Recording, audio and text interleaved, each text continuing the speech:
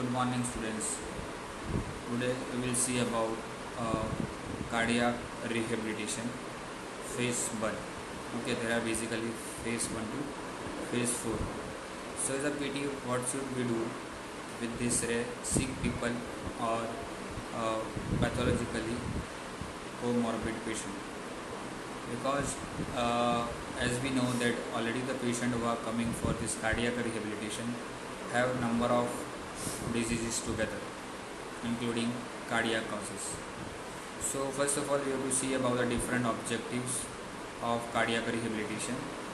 So first objective is patients and family education, which is most important part of rehabilitation. That patient himself and the caregivers and family members should understand what is the problem and why we should do such kind of modifications in life and what are the manifestation is required to overcome the disease problem. So first one will be the modification of risk factor profile. So we know that there are number of risk factor has been identified by number of agencies like an ATS, American Thoracic Society, WHO, and number of guidelines. So we will see that how they have to modify that. So first one will be the treatment of hyperlipidemia, because hyperlipidemia is one of the major risk factor for all kind of cardiac diseases. Then treatment of hypertension. Okay, so that must be ruled out and that has to be taken on a regular basis. Control of diabetes, that is also one of the major risk factor, or we can say as a positive organism as well for all kind of potential cardiac diseases. So this all should be done with a proper treatment and control of this disease should be done. Along with that, we have to go for regular exercises. It will include about your all kind of physical exertion or physical activities which keep you fit and avoid this kind of development of hyperlipidemia, obesity and diabetes and other activities, or which are the positive factor has to be in control or will maintain the plate. Then dietary changes, okay, because diet also have a major role for the same, because which control under the like western diets, or we can say the fast food diets and all, again this problematic for the development of cardiac diseases. Another thing is include about the cessation of smoking. The smoking has a major role for the or major cause for the development of such kind of diseases. So that has to be in control. Either they has to cease completely or it has to reduce slowly with the different antidotes, or we can use a de-addiction therapy to control for the same. So that is all about these modifications of treatment, modifications of risk factors. Second one is a modification of behavior. So because of such diseases like comorbidity of hypertension, hyperlipidemia, diabetes, thyroid, obesity, all is leads to development of the certain amount of changes in the behavior of individuals, and because of that there will be a certain amount of the stress on the subject, either on the stress at the home and stress at the workplace as well. So that has to be managed. So how we can manage the stress at the home and stress at the workplace? So that has to be done. Especially we can go for all kind of meditation, deep breathing exercises, and creating the positive energy for all kind of the work as we assigned or as to be do at home or at workplace. Along with that, you have to do for a creations of hobby and time out, so you can divert your minds or divert your thoughts towards your active routine life, and you can be aware from this or you can be away from this whatever the modification has been developed in the body because of such comorbidities. And conflict resolution skill, that is also a part of a behavior therapy where that you are having a such amount of conflict, okay, because of the stress, and that stress has to be control over it. So that can be also helpful to development of overall patients and behavior, the modifications of risk factors will include. Next thing will be involve the children, especially when the cardiac rehabilitation is applied for the less than 12 years of the age. So they do not have much pathology, or they may have only slight congenital pathology, but they all have a some amount of stress or same amount of the stress, and they should also know that how they have to take up at the home or in the school, wherever they are done. That was the first objectives of phase 1 cardiac rehab.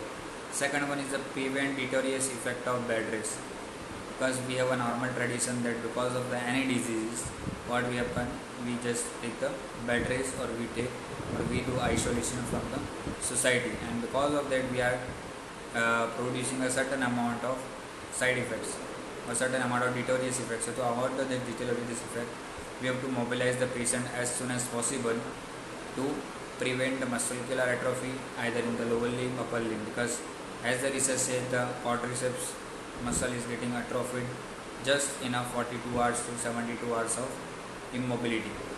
So that has to be avoided. Preventions of the blood clot formation, and preventions of the lethargy, preventions of the lung function, especially the pneumonia. So these are the things has to be taken care for the all kind of deleterious effect of bed rest. So you should start with the mobilization as soon as possible, that also called as the active rest. Third one is then provide a safe discharge to home. So whenever in the initial stage, whenever the patient have a such amount of cardiac events, so there will be a certain amount of diseases are there, even the patient is not able to use activity of daily living. So we should make at least enough in the stamina of the patient, that patient can at least perform his ADL activity at home and reduce the certain amount of the stress and fear. So in the majority of the hospitals, guidelines are saying that at least patient after the cardiac event in hospitalization, patient should discharge only when the patient is able to at least walk for one flight of stair and come back without any vitals alteration. So that has to be focused. That will be depend on the patient to patient, but that will be mostly from day 7 to day 14. Different hospital have different criteria. Even guidelines also says of ATS that every should have their own criteria to discharge the patients. So but majority will be have this kind of universal formula that it should be flight to stair in the 7 days. Now depends on the patient, vary from 7 days to 14 days they are getting discharged and achieving this goal. So phase 1 is meant to be a preventive, to have the patient with a operate within the self limit and not too little exercises or not too much exercise. And patient must also know that what are the activities are safe and okay with it. Phase 1 is also called as a diagnostic procedure, because many times we cannot get all the details in the first consultation only. So during this phase 1 we will come to the detailed past history, whenever the risings of the symptoms or the aggravating factor and relaxing factor, and initially at least we should start with the low graded exercise before getting the discharge. In order to the patient to enter the phase 1 cardiac rehab, there must be some medically stable, and there are some inclusive criteria and exclusive criteria for same. So what are the inclusive criteria for enrollment of phase 1 cardiac rehab? So there should be stable interact with or without cardiac enzymes, CABG patients, patient who have already done with angioplasty, patient who had a cardiac transplantation, and other non-cardiac patients will include about patient with unstable, that should be included all kind of non-cardiac cause also. And what are the contraindication or patient cannot included in phase 1 rehab? Patient with unstable angina, patient with acute CHF, patient with uncontrolled rhythms of the heart and systolic BP is more than 200 mm of Hg, patient with acute pericarditis, patient with recent emboli or clots, patient with severe cardiomyopathies, and patient with uncontrolled diabetes. So these are the contraindications of the phase 1 enrollment. And goals of the evaluation: is clear the patient for any musculoskeletal problems, especially the decrease in the range of motion, pectus excavatum, pectus herniatum, scoliosis, joint pain and swelling, muscle strength. Clear the patients about the pulmonary problem, that is auscultate the lung, PFT result interpretations, observe breathing patterns and look for the scar and restriction in the thoracic mobility. Return the patients home and prepare to go back to work. No homebound invalids. Help the patient to know about upper limb activities and its capacities. Increase the patient overall physical work capacity and feel in charge of modifying the coronary risk profile. Give the helpful information back to the cardiac rehab team, to the medical officer, nursing staff, exercise physiologists, psychologists and dietitian as well. So these are the things has to be done in the phase 1 rehabilitations of cardiac condition, that has to be look out what kind of exercise and has to be seen, that will be seen the next one. Thank you.